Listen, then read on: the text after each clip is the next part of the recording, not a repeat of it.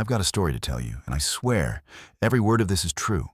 It happened to me, and it's something I'll never forget. It was the last day of school, senior year, and we were all buzzing with that end-of-year energy. You know how it is. Exams done, summer stretching out in front of you, the whole world feeling like it's yours. Me and my friends, Jake, Mia, and Sarah, we're in the school parking lot, laughing, taking dumb selfies, planning to hit up our favorite diner to celebrate. That's when I saw him. This guy, just standing by a beat-up gray sedan at the edge of the lot. He was older, maybe in his 20s, wearing a hoodie pulled low over his face. I didn't think much of it at first, but something about the way he was watching us made my skin crawl. His eyes were locked on us, not blinking, not moving, just staring. We piled into Jake's car, music blasting, and headed to the diner. The whole way there, I couldn't shake this weird feeling, like we were being followed. I kept glancing in the side mirror, and sure enough, a gray sedan was a few cars back. I told myself I was being paranoid, but when we pulled into the diner's lot, that same car was there, parked way in the back, lights off. I pointed it out to the others, but Jake just laughed it off, said it was probably nothing. Mia, though, she noticed the guy didn't get out of his car.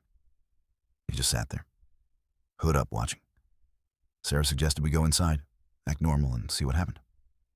So, we did. We grabbed a booth, ordered milkshakes, and tried to focus on our plans for summer. Beach trips, late-night bonfires, all that good stuff. But I couldn't stop glancing out the window. That car was still there. Then my phone buzzed. A text from an unknown number. It said, "You look happy in that red shirt."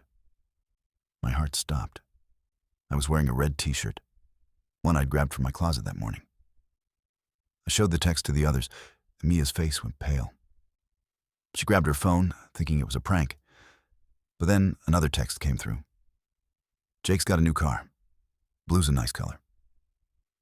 Jake's car was blue, a hand-me-down from his dad he'd been driving for like 2 weeks. We all froze, staring at each other. Sarah whispered, "Who the hell is this?" I texted back, "Who are you?" No reply, just silence.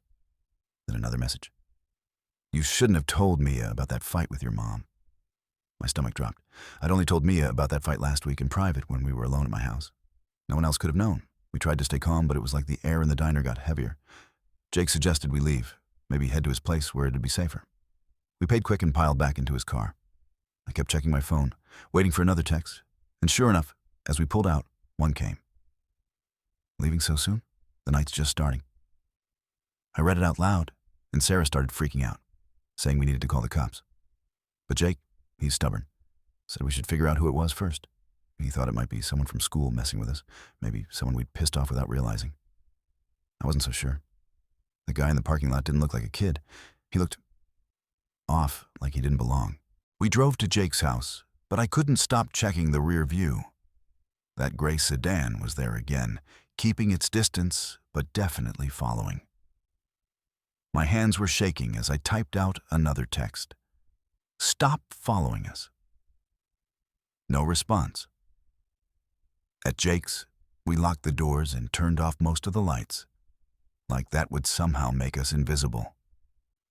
We started throwing out names.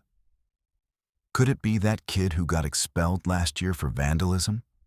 Or maybe that creepy janitor who got fired for yelling at students? None of it added up. Then my phone lit up again. "You're scared now, aren't you? You should be." Attached was a photo, a blurry shot of us in the diner taken from outside the window. I felt sick. This wasn't a prank. This was real. We huddled in Jake's living room, trying to piece it together. Sarah remembered a guy from her history class who'd always acted weird around me, always asking personal questions. But he'd graduated 2 years ago, and why would he care now? Mia suggested checking social media, see if anyone was posting anything suspicious, but we came up empty. Another text. "You think locking the door will help?" That's when Jake lost it. He grabbed a baseball bat from his garage and said we were going to confront this guy. I didn't want to, but we were out of ideas, and sitting there waiting felt worse. We stepped outside, and there it was. The gray sedan, parked across the street. The guy was still in the driver's seat, just a shadow under that hood. Jake started yelling, telling him to get out and face us. The car door opened, slow, and my heart was pounding so hard I thought I'd pass out. He stepped out, and I recognized him. Not from school, but from my neighborhood. He was a guy who'd worked at the gas station near my house, always staring when I'd go in, asking weird questions about my life. He got fired months ago, and I hadn't thought about him since, until now. He didn't say anything, just stood there smirking. Jake raised the bat, but the guy just laughed and got back in his car. As he peeled out, my phone buzzed one last time. "I'll see you tomorrow." We called the cops after that, told them everything. They found the guy later that night. Turns out he'd been fired for stealing and blamed me for some reason, thought I'd ratted him out. He'd been watching me for weeks, piecing together my life from things I'd said in passing. The cops said he wouldn't bother us again, but I still check my phone every time it buzzes, half expecting another text. That night changed me, guys. It made me realize how much someone can know about you without you even noticing. So, yeah, that's my story. Stay safe out there, and maybe don't brush off that weird feeling when someone's watching. It might not be nothing.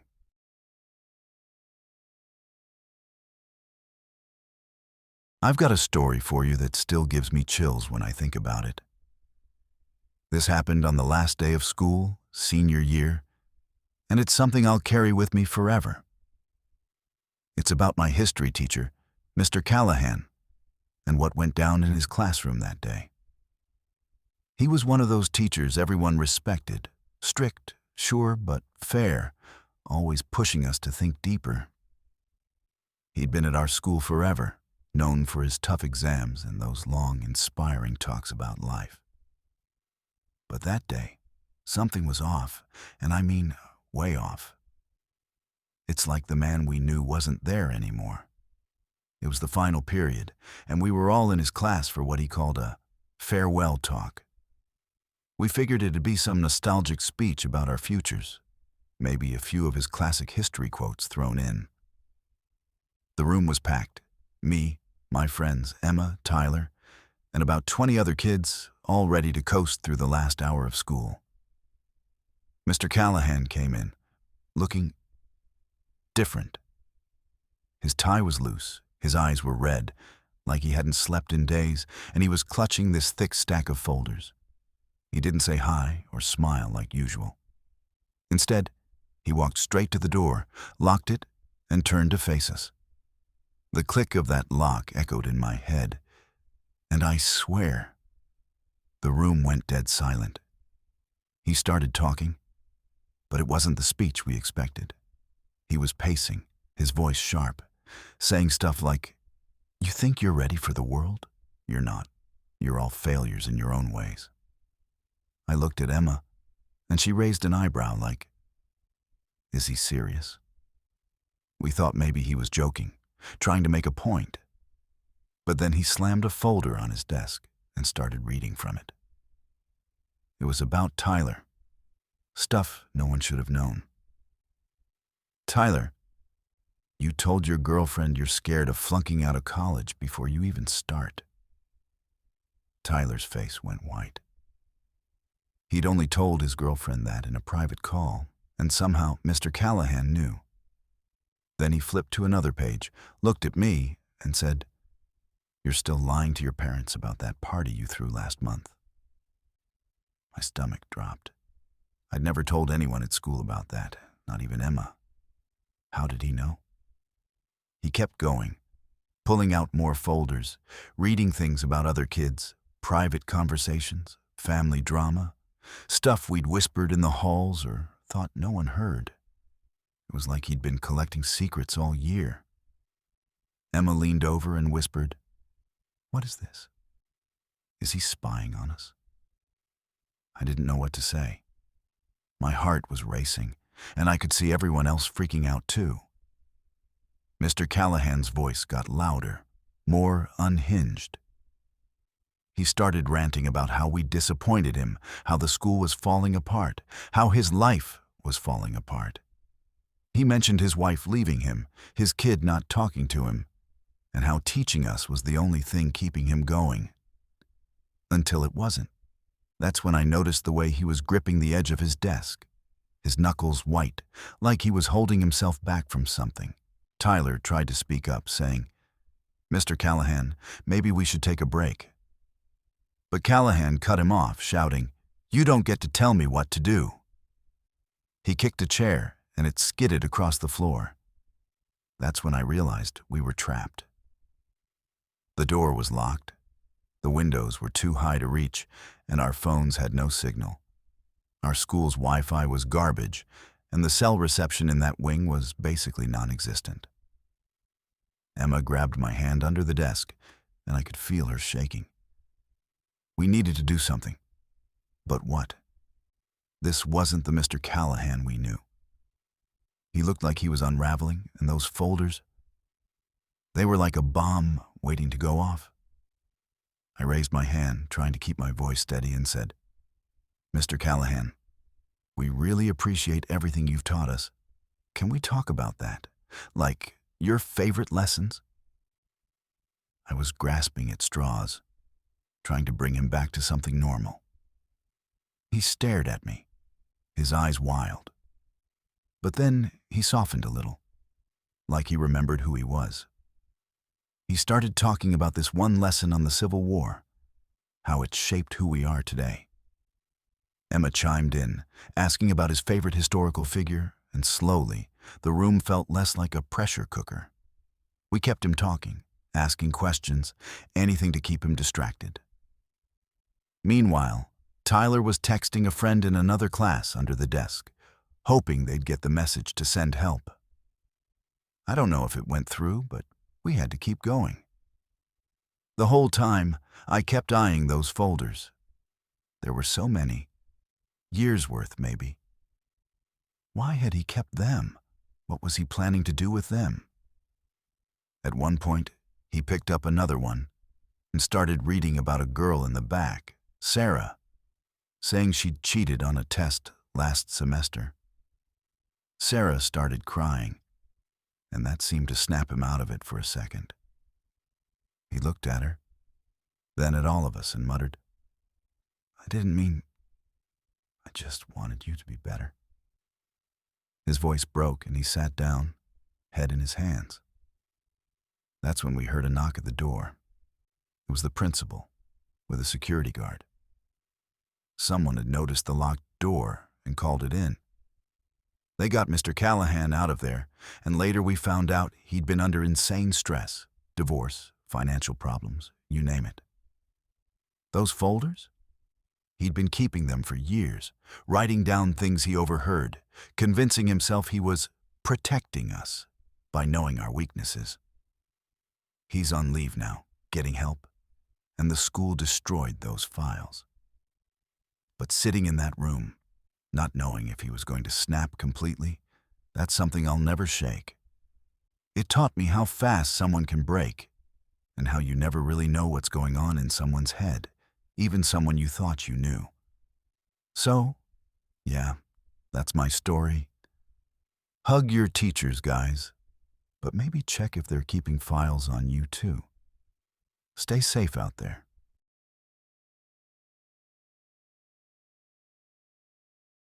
I've got a story that still haunts me, and I need to share it with you.